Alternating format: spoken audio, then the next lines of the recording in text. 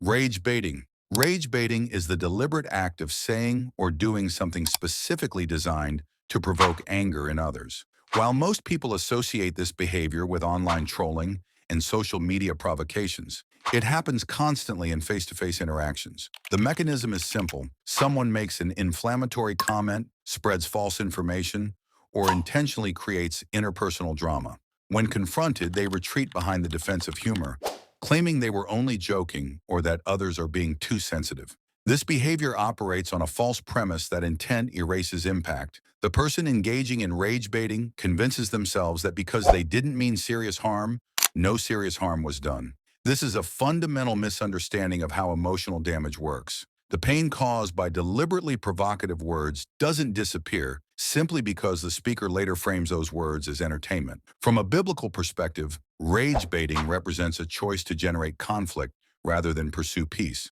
The book of Proverbs addresses this exact behavior pattern in chapter 26, verses 18 through 19. The passage compares someone who deceives their neighbor and then claims to be joking to a madman throwing firebrands, arrows, and death. This isn't metaphorical exaggeration. The comparison highlights that treating emotional manipulation as play doesn't change its destructive nature. The underlying issue is that words carry genuine power to harm. When someone intentionally stirs up anger for personal amusement, social media engagement, or psychological control, they damage trust between people and spread harm through relationships and communities. Jesus specifically identified his followers as peacemakers. Rage baiting stands in direct opposition to this calling.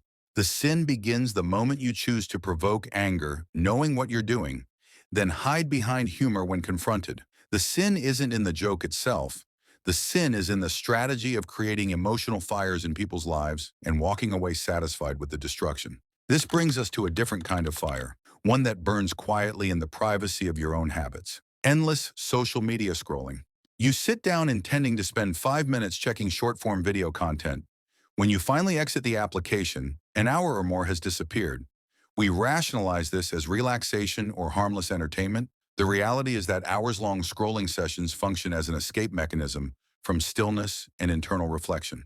Modern humans have developed a fear of silence. The moment any gap appears in external stimulation, we immediately fill it with digital content. This creates a state where consciousness processes hundreds of rapid-fire clips because sitting alone with personal thoughts for even 60 seconds produces discomfort. Psalm 46 verse 10 contains a direct instruction, "Be still and know that I am God." This command becomes functionally impossible when your brain operates in a state of continuous stimulation from endless content consumption. After watching hundreds of videos about dancing, pranks, drama, products, or random information, your mind cannot achieve the stillness required to recognize God's presence. The mechanism here is substitution. When every empty moment gets immediately filled with screen content, you are communicating to God through your actions that you don't have time or space for Him in your life. This doesn't happen through conscious decision. It happens through accumulated choices that prioritize constant stimulation over contemplative silence. The contradiction is striking. Humanity now carries access to virtually all recorded human knowledge in pockets and bags. Simultaneously, we are losing the fundamental capacity to sit quietly and listen for the one voice that provides actual wisdom rather than mere information. This crosses into sin when your scrolling becomes a reflex to avoid being alone with your thoughts. Endless scrolling provides infinite knowledge in the form of facts, entertainment, opinions, and content. It provides zero wisdom because wisdom requires reflection, and reflection requires stillness, and stillness cannot coexist with compulsive content consumption. The habit appears innocent because it feels passive and relaxing. The reality is that it actively steals peace and prevents spiritual awareness. Stop here. In the last 24 hours, how many times did you reach for your phone to fill silence? How many hours disappeared into scrolling? Be specific, not approximate. Specific. If scrolling replaces stillness with God, there's another replacement happening in plain sight, one that's celebrated as discipline. Obsessive focus on physical appearance. Caring about your physical body is not inherently sinful.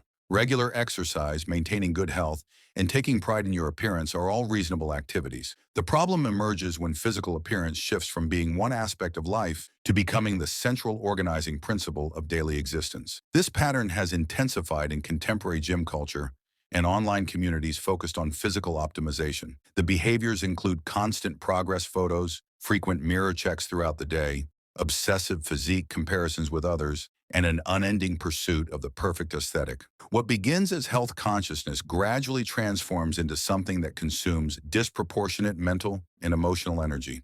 The critical diagnostic question is not whether you care about your body. The question is about proportion. How much time, attention, and emotional investment do you dedicate to your physical body compared to the development of your character and spiritual life? 1 Samuel chapter 16 verse 7 illustrates this distinction clearly. The verse states that humans evaluate based on outward appearance, but God evaluates the heart. This isn't a condemnation of physical care. It's a reality check about what actually matters in the long term. Your physical body operates on a fixed trajectory. Regardless of current condition, it will age, lose strength, and eventually fail completely. This is biological fact. Training your body produces temporary value within the span of your physical life. Training your character produces value that extends beyond physical death and affects how you interact with others throughout your entire existence. The shift from discipline to idolatry happens when all your effort channels into muscle development, fat loss, and aesthetic improvement. While none of that same discipline applies to humility, prayer, self-control, patience, or kindness. If you can maintain a strict workout schedule 6 days per week, but cannot maintain a prayer routine for 6 days consecutively, something is fundamentally misaligned. If you track macronutrients with precision, but never examine your thought patterns or emotional reactions, the body has become an idol that demands more worship than God receives. The body is not evil. Physical fitness is not sinful. The sin enters when the body becomes an idol. But physical appearance isn't the only thing we elevate to a position it was never meant to hold. Chasing money. Wanting money is not sinful.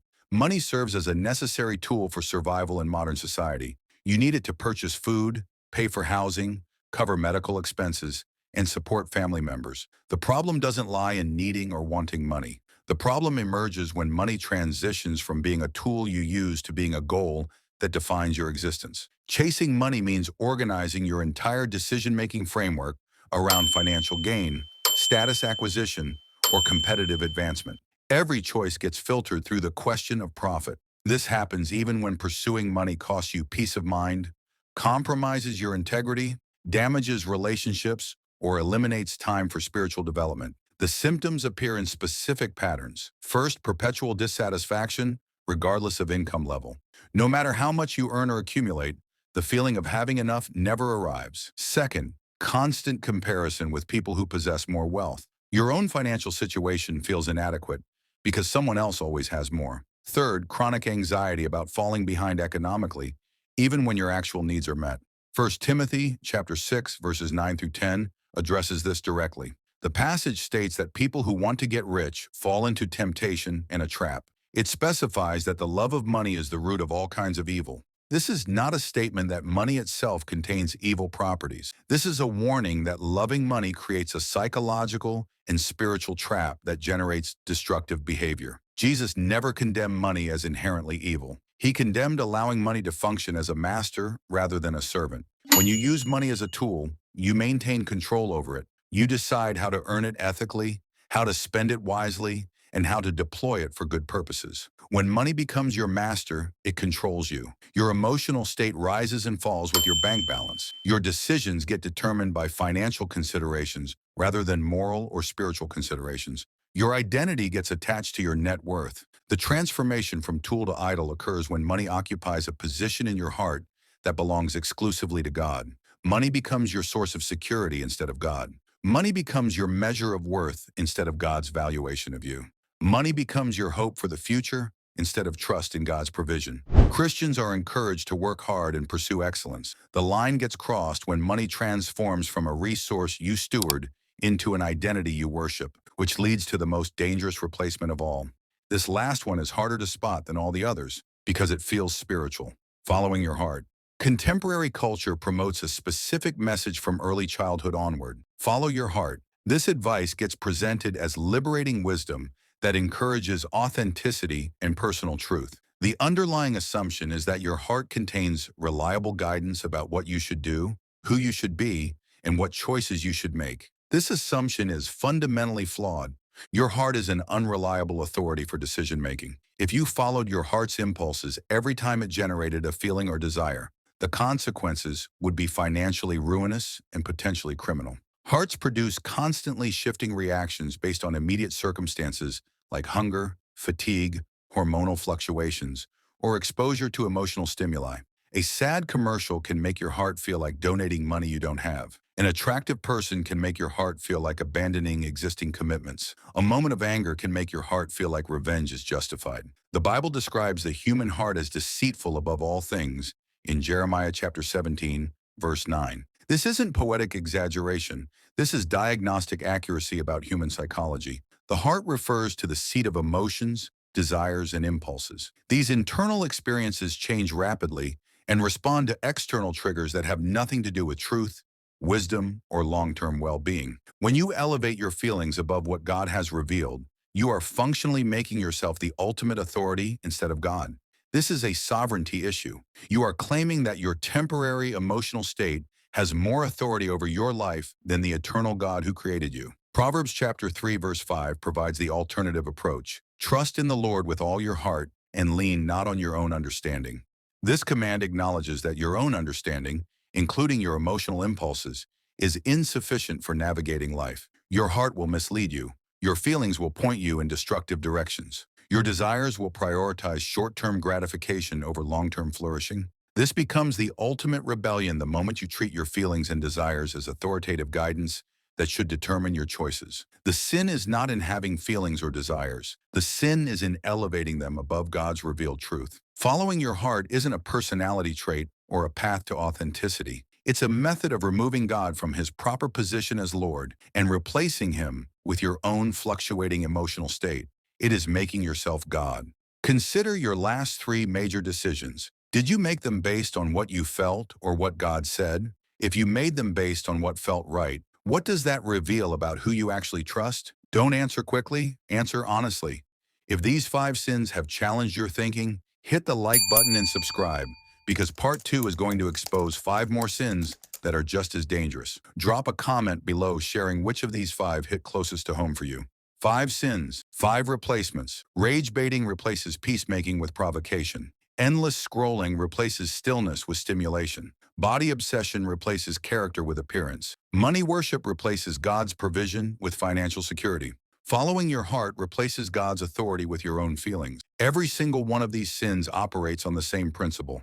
They quietly put something else in the place where God belongs. They don't announce themselves as rebellion. They disguise themselves as normal life, as self-improvement, as emotional health, as ambition, as authenticity. And while you're busy defending them as innocent habits, they're slowly replacing God in your life. But there are 5 more sins that work exactly the same way. 5 more habits that Christians practice daily without recognizing what they're actually doing. In part 2, we're exposing sins that happen inside church walls, inside your prayer life, and inside relationships where you think you're doing the right thing. If these 5 convicted you, part 2 is going to cut just as deep. Make sure you're subscribed with notifications on.